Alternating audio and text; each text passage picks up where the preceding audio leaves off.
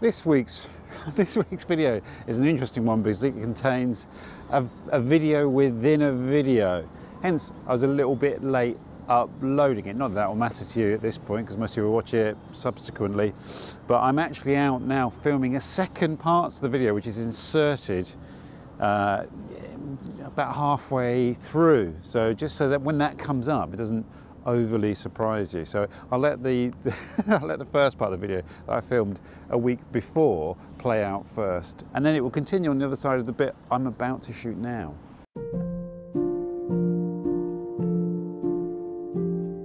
I want to start this walk by just taking a little wander down Denmark Street, because I filmed down here a few times and it's actually a key chapter in my forthcoming book. I mean, or unless you watch this after the book's been released, then the book will be out. Welcome to New London. And actually, it's one of my favourite chapters is the bit about the Save Soho campaign and Save Tin Pan Alley. So I'm gonna, I just want to check in on it because I think the last time I filmed down here was, I don't know, about 3 or 4 years. Oh, actually, 2020, 3 years ago. Yeah. So I want to see what's happening to it. I mean, the headline is it's kind of being destroyed, but it looks like some of it is being preserved. And well, let's have a look anyway. From my first view is mixed bag. And Denmark Street is the historic home of London's music industry in the 20th century. But the street dates back much, much further than that. Some of the buildings go back to the 18th century. So it's got some great historic buildings, some of which you can see have been preserved further down, like Hank's Guitar Shop, for example. But a lot of the music businesses have been lost. Looks like some have still been preserved. But this outernet monstrosity has carved a big hole in the old historic street plan of the area with its whatever it is. The 12 Bar Club was somewhere here, wasn't it? Maybe the outernet hasn't smashed through that. But the old forge, I think, has gone. Some people claim that it's still there within this thing, whatever this thing is. I'm guessing there's no music rehearsal studios there or recording studios as there once were. And I'll drop in a little bit of the brilliant Henry Scott Irvine from the Save Tin Pan Alley campaign, talking about the history of Tin Pan Alley when I made a video with him down here. I also put some links down below to the walk I did with Tim Arnold, the brilliant Tim Arnold, and the wonderful Henry Scott Irvine. I think it's like 3 videos in total. I'll link to the 2 principal ones anyway. Musical heritage of Denmark Street is a very important thing because in 1911 a music publisher moved in called Lawrence Wright, and he set up the Melody Maker. It was Britain's first weekly music paper based in the street. It ran until the 1990s. It was also the home of British music publishers. Every single building in this street was a music publisher right through till 1992. That led to guitar shops opening here in the 60s and 70s, and they've been here ever since. But of course it also became home of recording studios. There were 3 particularly famous studios here. There was Regent Sounds at number 4, where the Rolling Stones recorded their very first album, Black Sabbath recorded there, Tom Jones, the Amen Corner. Further down the road you had Central Sound Studios, where the Bee Gees recorded their first album. And on this side, a lot of the publishers had their own studios. So you had Heath Prowse Music had their own studios, Denmark Street Studios, Tin Pan Alley Studios. So, you know, it was a home of recording studios too. A thriving hub of music. I thought they'd given a blue plaque to the house where the Sex Pistols rehearsed. I think it's where Steve Cook was living and they used to rehearse up there. And it was great when I filmed down here, I think the first time. The gentleman who remembers that time, remembers the Sex Pistols rehearsing, came out and spoke to us. Okay, this is possibly the preserved part of the old street plan that's been kept. This little alleyway beside Hank's. I don't know what else is down here.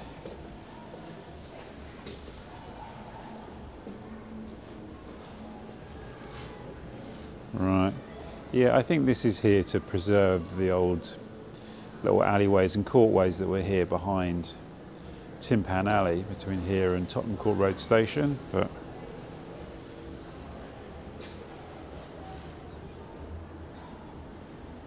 when I was filming here with Tim Arnold of Save Soho, we stood outside the 12 Bar and it was the last day. You know, the staff were packing everything up and putting it away.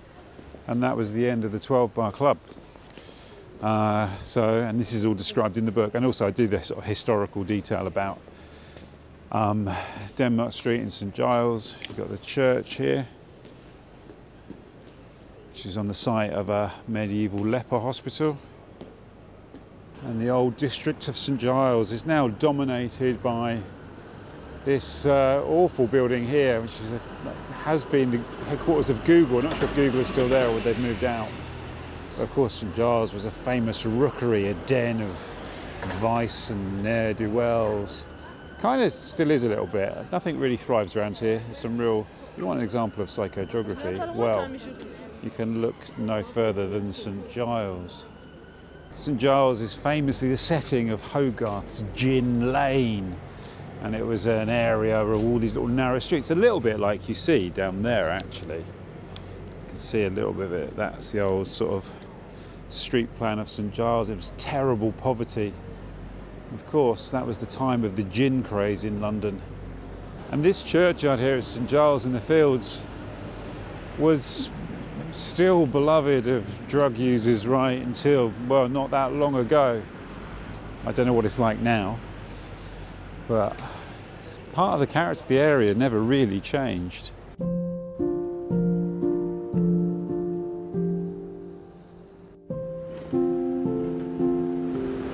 So the Angel's a great historic pub here on St Giles High Street. Terrific pub, although I haven't been in there for a long time, but it is a terrific pub. I feel like I'm due a night in there soon. You might at this stage be wondering, what is this video actually about? And what I thought we'd do is, I wanted to go in through Denmark Street, have a look at that, and I thought we would just take a wander through Covent Garden, which I think I haven't really done properly. I went through here at night time, so we might cover some of the same terrain, but just in the daylight, or what's left of the daylight. Let's go down here, let's go down, I don't know, dilemma. We can go down, I know what we're going to do, we'll go down Shaftesbury Avenue, and then we'll turn down Neal Street, yeah? We'll do that, bit of St Giles. Just take it easy, it's a Sunday afternoon. Go for a stroll. Just really good smells of food here.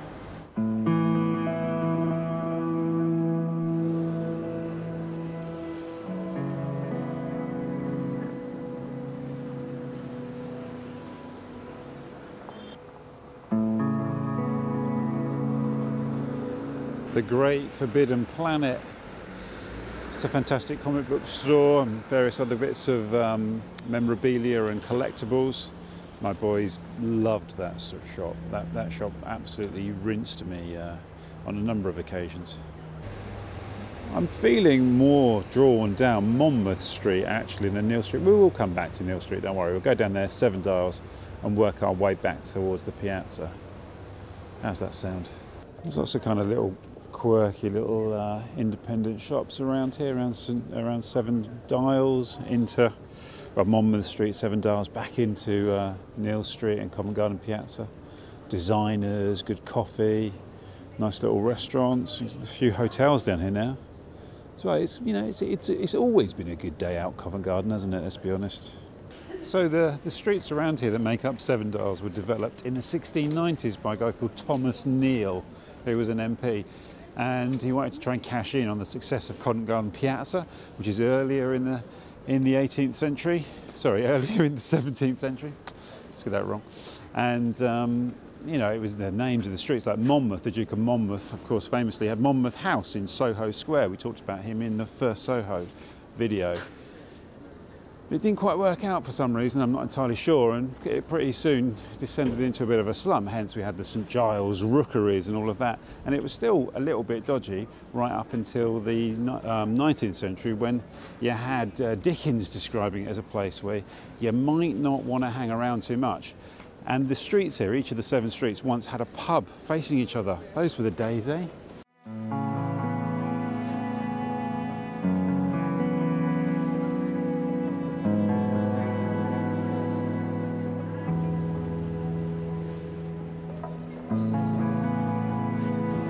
Earlham Street.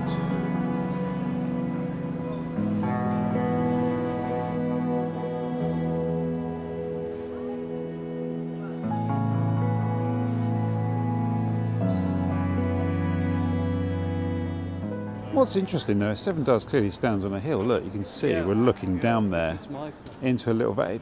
I mean, normally I'd say that was a river valley, but I'm not aware of any rivers running through this area. But look, clearly it drops down to a dip and then rises on the other side. This needs to be looked into, I think. This is Mercer Street. So here is, I'm actually come out again to film an extra bit to this video because at the end of this walk, I posted some photographs on Instagram. I didn't label them, I didn't say where they were, but this point where I'm looking down into what I thought looked like a river valley, but I said, well, I don't know of any rivers here. To me, this looks like a buried river running beneath the street. But that isn't the photograph I posted on Instagram. It was just some streets running off Seven Dials. And Scott brilliantly replied with a message saying that actually the Seven Dials sewer or the Cock and Pye Ditch ran through, or actually rather around, this upper part of Covent Garden. Scott had read that in Nicholas Barton's Lost Rivers of London, but then I remembered it's in Tom Bolton's brilliant book London's Lost Rivers, or Walking London's Lost Rivers, a walking guide, where he took some of the information from Barton, added a lot more to it, but put it into a very handy walking guide. I've got it here in my pocket. I'm not going to plunder too much of Tom's information. I urge you to go and buy this book yourself if you want to get all the detailed stuff. But what I'm going to do now is I have to walk the Cock and Pye Ditch.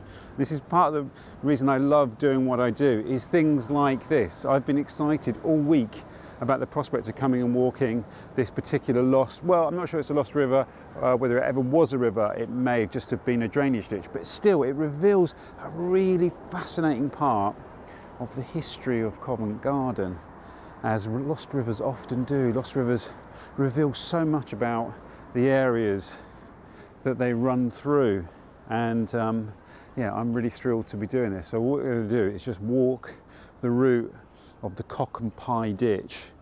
Tom's route carries on following, I'm not sure if it's the Bloomsbury ditch, or it's got several ditches that connected together to drain the land around Seven Dials, and he carries on down St Martin's Lane, but we'll just do the bit that circles Seven Dials.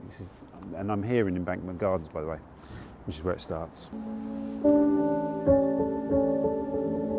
And Tom's walk starts down here in this raised section here, Embankment Gardens. It's currently like an artist's cosmic garden. I think this first bit here that runs down Drury Lane and across the Strand was known as the Bloomsbury ditch and formed a parish boundary, and then was absorbed into the sewage system built by Bazalgette, I guess, that's beneath our feet here, beneath the embankment. So we're just going to go from here, from Embankment Gardens, and walk the Bloomsbury ditch, the Cock and Pye ditch. I think it was originally called the Marshland ditch. Oh, this is exciting. So the first part of the walk along the Bloomsbury ditch goes along Strand Lane. This metal gate here looks a little bit unpromising, but you can open it. Look. So it takes us into Strand Lane, and I hope it still gives us a view of the Roman bath. In fact, I can see it up there, which is great. This is one of London's great little secret nooks. I discovered it late one night walking home from the South Bank, which is a good time to discover it. And I used to do a few walks with friends that came by here. I still love showing people this little spot. It's beautiful.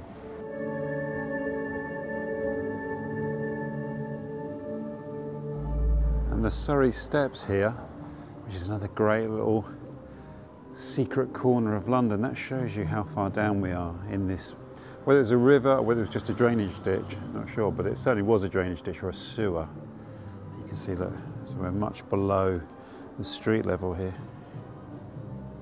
It's a shame that the gate to the Roman bath is locked, but there is some doubt whether this sort of sunken bath in here is actually in fact Roman or not, but it's certainly a bit of a mystery, a bit of a puzzle, and could be Roman. I think we do reach a dead end, but it's quite nice to walk along the course of the river even if we have to go back. Yeah, we reach a padlocked gate here just behind King's College, the famous King's College. But it does give you a great view back down into the valley along which the ditch does run. It's still part of the actual sewer system of this part of London. And this is what's at the top of the Surrey steps. I'll go and check that gate, but I suspect that it's locked.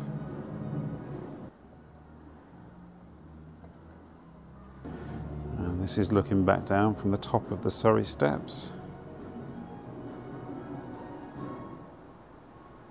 So basically we double back on ourselves, back down to Embankment Gardens, then we just take the street opposite here, Surrey Street, and walk up to the Strand.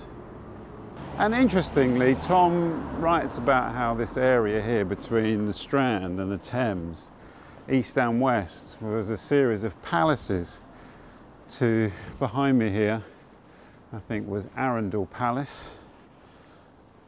You can imagine it, can't you? But then when also everything to the north of here would have been fields, and that's the cliche. In my day, I remember when this was all fields, but it was all fields. We've talked about that in the early part of the Covent Garden video. I hope we have. If we haven't, I'm mentioning it now.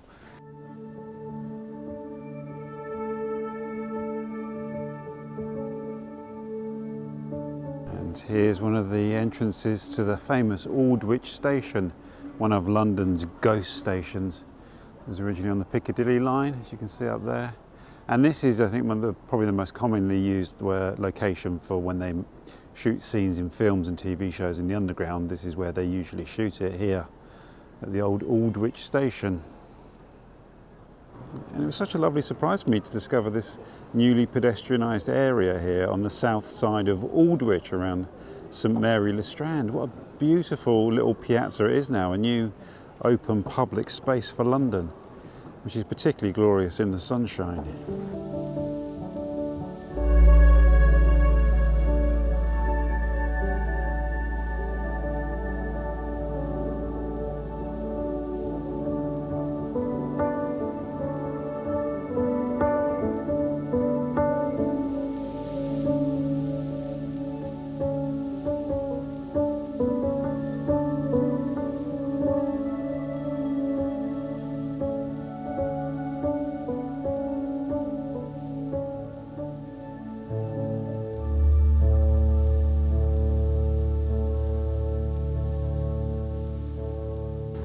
And the Bloomsbury ditch is running beneath St Mary le Strand church there. Excuse me if I do occasionally call it the Cock and Pye Ditch at this part. It will become that quite soon. So we'll go along Melbourne Place here, up to the Aldwych, and then along Drury Lane.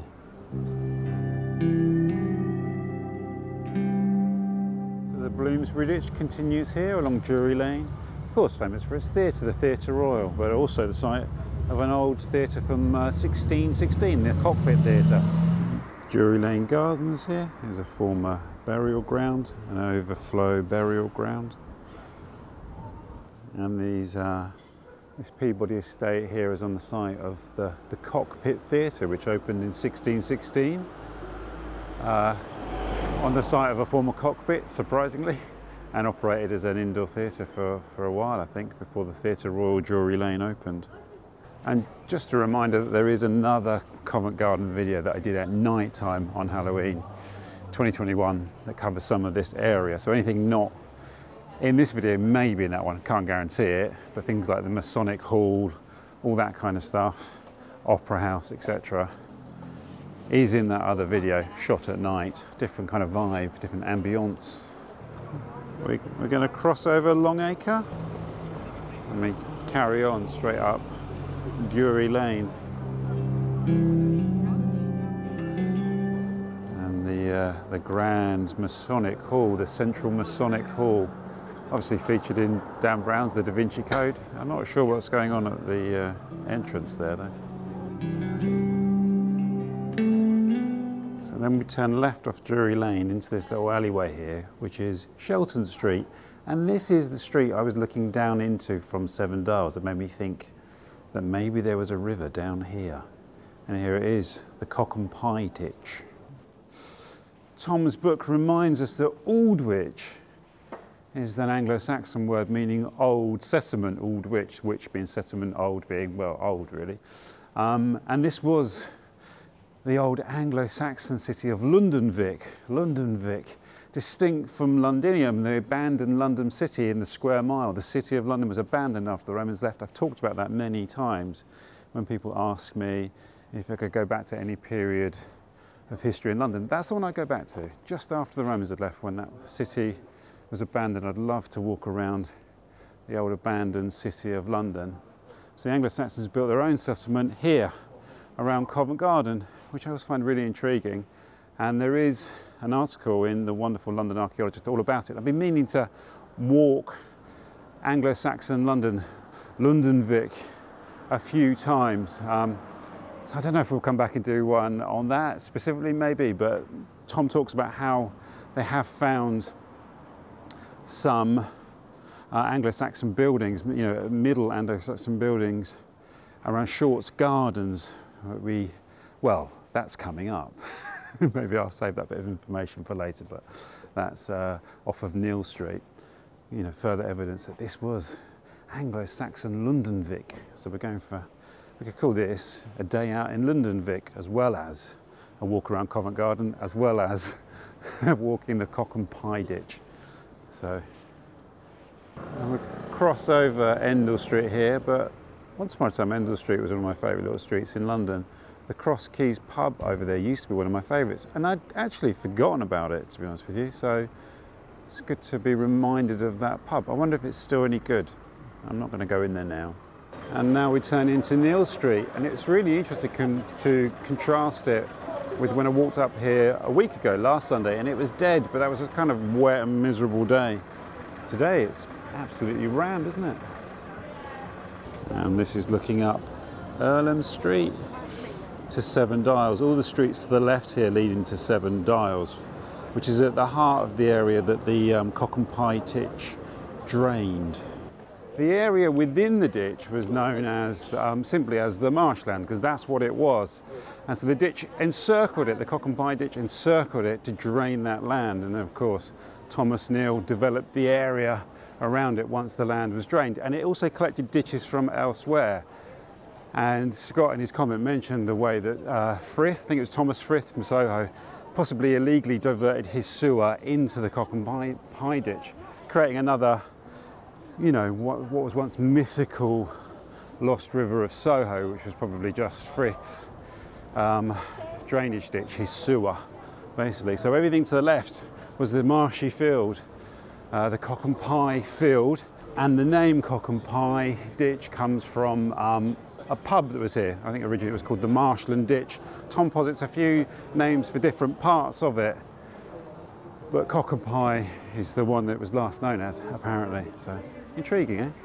I didn't know that until I looked at Tom's book about the marshland and all of that. So thanks, Tom, again. And now we go along Shaftesbury Avenue, which was the northern part of the ditch, the sewer, the ditch, possibly once a river. The magnificent Odeon Cinema, which was once a music venue owned and operated by Brian Epstein, the legendary manager of the Beatles. This is the other end of Earlham Street, looking down to Seven Dials. And now we go down West Street, which was the western part of the Cock and Pye Ditch.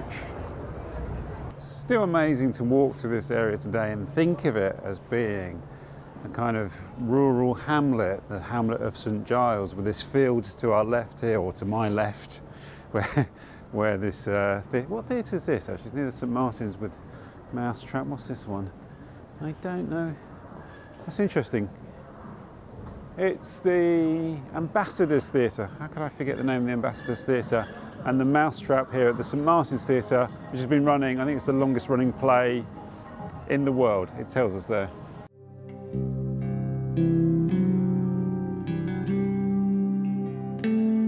So where West Street meets Upper St Martin's Lane is where Tom's Walk turns to the right there, and it follows another ditch. I think it's called the St Martin's Ditch, down to the Thames there, but our concern here is Covent Garden. So what I want to do is close the loop of the Cock and Pye Ditch that ran around and drained the Cock and Pye field, the marshland upon which St Giles was built. And that is Shelton Street straight ahead. And from up at St Martin's Lane, you can really feel that you again drop down onto lower ground here as we go down into the Cock and Pye Ditch. Completely changes your view of this area, it really does.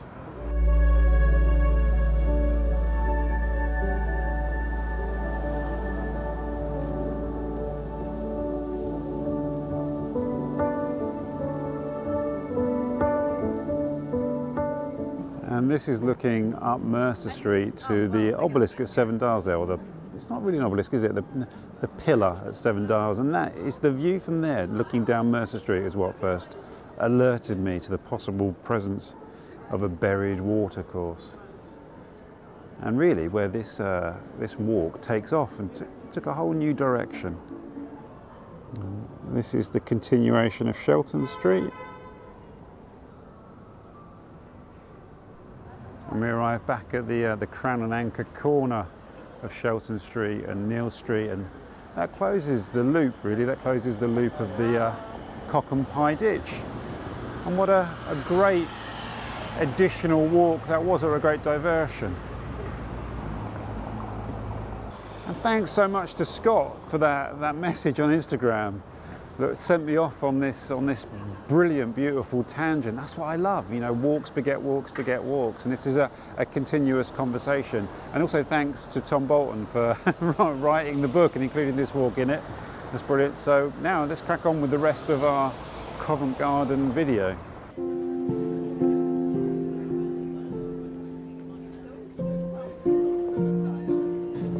And in these old warehouses here, they've now got a kind of like a food court and shops, like a little mini shopping mall, I guess. And there's the famous Donmar Warehouse Theatre.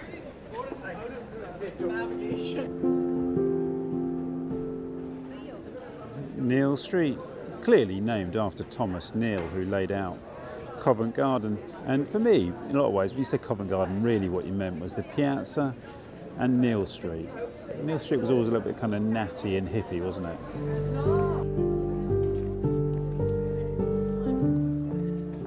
Shorts Gardens. And the alleyway through to Neal's Yard. And really no visit to Covent Garden is complete without coming to Neal's Yard. It's a great little cluster of independent shops and cafes and restaurants. It's great. I haven't been in there for a few years, having said that.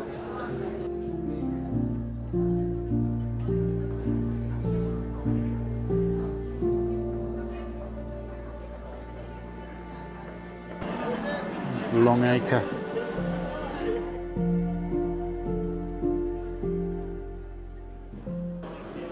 And one of the great scenes in London is to see people waiting for friends outside Covent Garden Tube Station. This is historically one of the great meeting places in London. Now times I've waited for friends there. One particular friend actually, who was always late. I won't name her, but she knows who she is. So James Street here, leading down to Covent Garden Piazza, it's actually one of the busiest streets in London. I'll show you a particular spot actually, which has a notable footfall.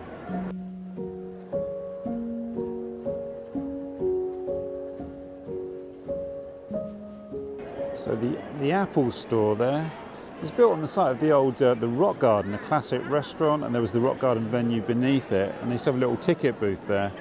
I worked there, I ran the cafe, not for very long, for about 6 months. But at that time, I remember being told that that corner there, the corner of James Street into Covent Garden Piazza, was the busiest street corner in all of Europe. It had more footfall than any other street corner in Europe. It's an amazing little fact, isn't it? You wouldn't think that, but there you go. Maybe someone made it up, actually. But. And another little factoid I picked up when I was working there is this portico here, where the Rock Garden was, which is now the Apple store, was a former banana warehouse, and it was designed to channel the wind through here to keep the bananas cool, because it was always cold and windy under there. We used to have tables out at the end. Covent Garden Piazza was laid out in the 1630s by Inigo Jones, designed by Inigo Jones, And the idea was to try and draw wealthy Londoners out west to a new development that was essentially being surrounded by fields. Because you have to remember, it took London a long time to break free of the city into the surrounding villages and fields. And initially, I think it was quite successful. You see the grand houses around this central piazza that was designed on the Piazza at Livorno in Italy. Then, of course, the English Civil War kind of spooked a lot of the aristocrats and they moved out. And the market developed here in the 1600s. And really, the fruit and veg and flower market carried on here until the early 70s when it moved out to Nine Elms. And I think it might be moving out of Nine Elms actually now. I don't know where it's going. And now the fine market hall is a little flea market. And this is really one of London's great tourist traps.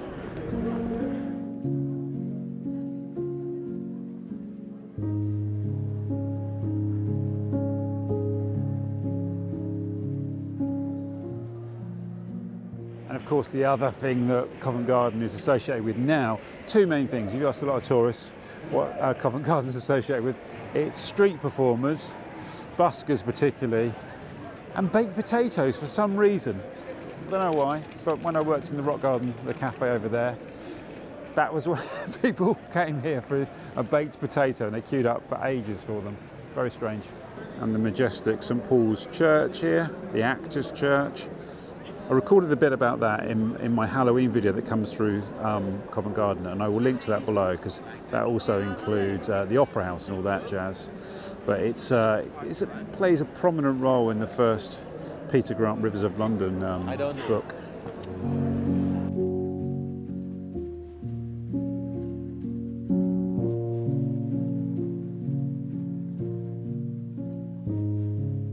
And the majestic London Transport Museum, one of my favourite museums in London.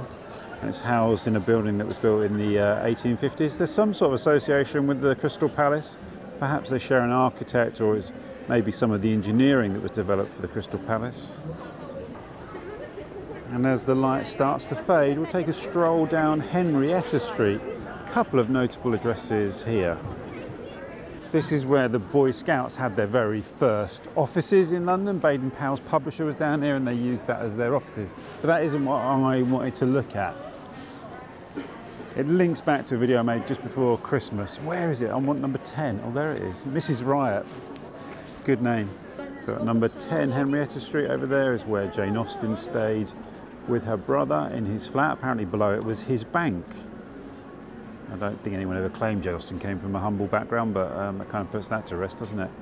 And she stayed in the apartment up there in various times between 1813 and 1814. Went to the theatre lots, saw some opera, probably enjoyed herself. I'm not sure she was that fond of Covent Garden though. St Paul's Church Garden, it really is one of the kind of hidden gems of central London. It's a great place to come and eat your jacket potato from the Piazza. Perhaps controversially, I'm going to end the video here. That's a lovely vibe there, St Paul's Churchyard. The light's fading. And sometimes you feel like a particular walk is ending. As I like to continuously quote Ian Sinclair, sometimes the walk is the walk, right? And it is what it is. And there is another sort of chunk of Covent Garden in another video, again, link below. And yeah, I mean, I really enjoyed that. I hope you did. It sounded like the perfect place to come today. Sometimes you just feel it in the streets. They just guide your feet along the way. Obviously, there's lots more about Covent Garden. I've missed out so much. And there's heaps more, so there'll probably be another Covent Garden video. All this time, I mean, I'm walking down Garrick Street now. I mean, there's so much in Garrick Street. There's loads more in Henrietta Street I probably missed out. But so thank you for joining me on that stroll. I've really enjoyed it. I hope you did too. The clock's changed today, so there's longer walks ahead. Maybe we'll get out of London a bit, do a bit of coastal walking. That's terrible noise over there, isn't there? So as I always like to say, someone's winding down like a canopy. That's one of the reasons I can't carry on filming. There's too much noise around here. Anyway, I look forward to seeing you on the next walk, wherever that may be. Wherever that may be. I'm just going to go down this little alleyway here. That'll be the closing shot, I think. Bedford Court, this is.